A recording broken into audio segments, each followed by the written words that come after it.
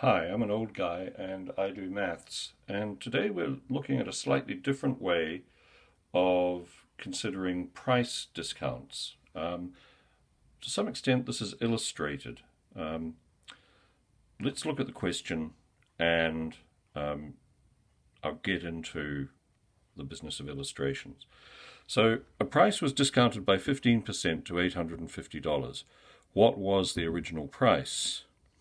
Well, um, I'm sure that those of you who have done financial maths at school will have seen various fractions flying around as a way to deal with this. My problem was that I had a student who's a visual learner who um, is slightly dyslexic, and so we had to come up with a new way of considering this problem. And this is what happened. Um, just bear with me. I'm drawing the price, believe it or not. Now, I think this is a great way for someone to understand what's going on.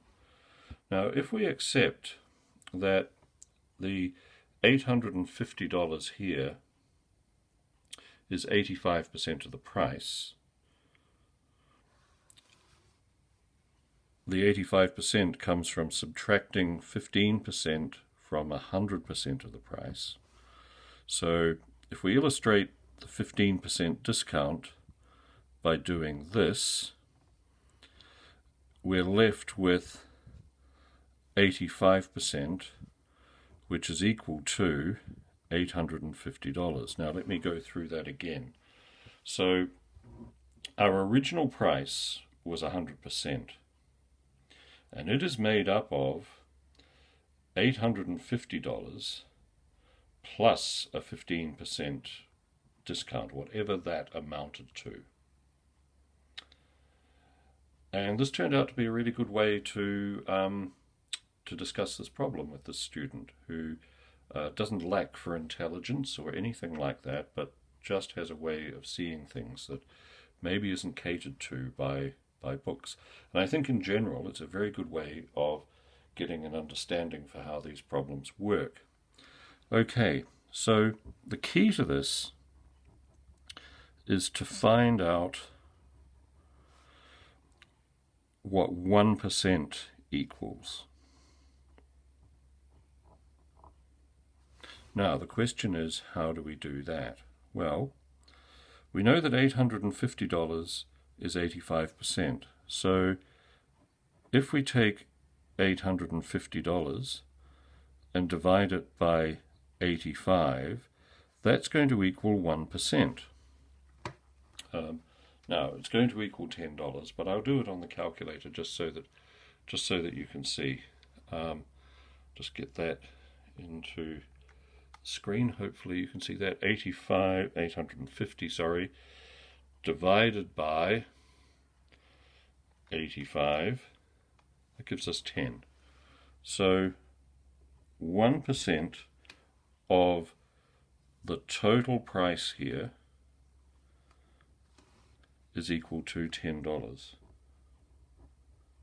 Now, why is 1% of the total price equal to $10? Because I took 85% of the price and divided it by 85, which gave me 1%.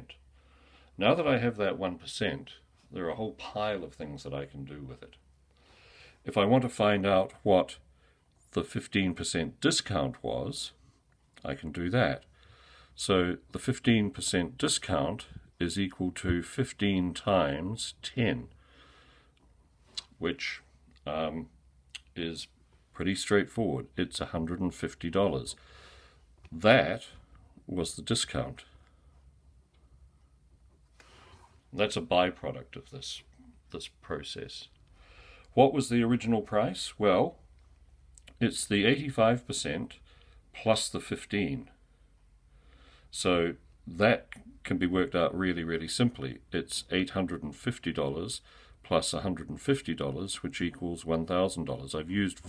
I've used numbers that I knew would round really nicely just to illustrate this, but it's not the only way in which you can do this. And that's key for when you've got really awkward numbers. So let's just have a look at how you might do this, having found this information. Right. So you want to know what the original price was. You know that 1% equals $10. You can see where this is going, hopefully.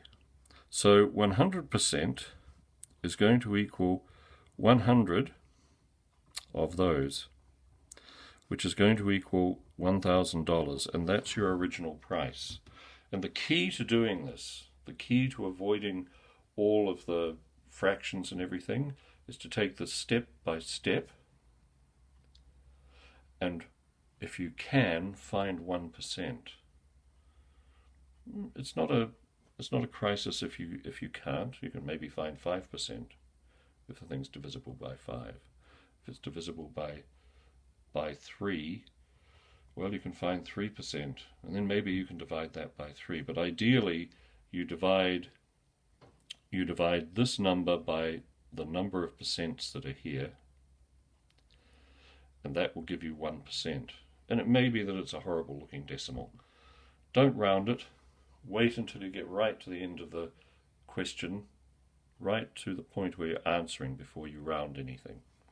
Anyway, I used numbers that didn't require rounding.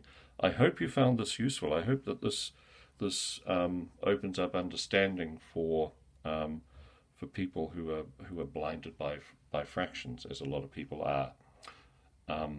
Anyway, I want to thank my pupil. I won't mention names, but I do want to thank her for forcing me to think about this in a different way. Okay, well, thank you for watching. If you found this useful, please like and subscribe, and I'll see you next time. Bye.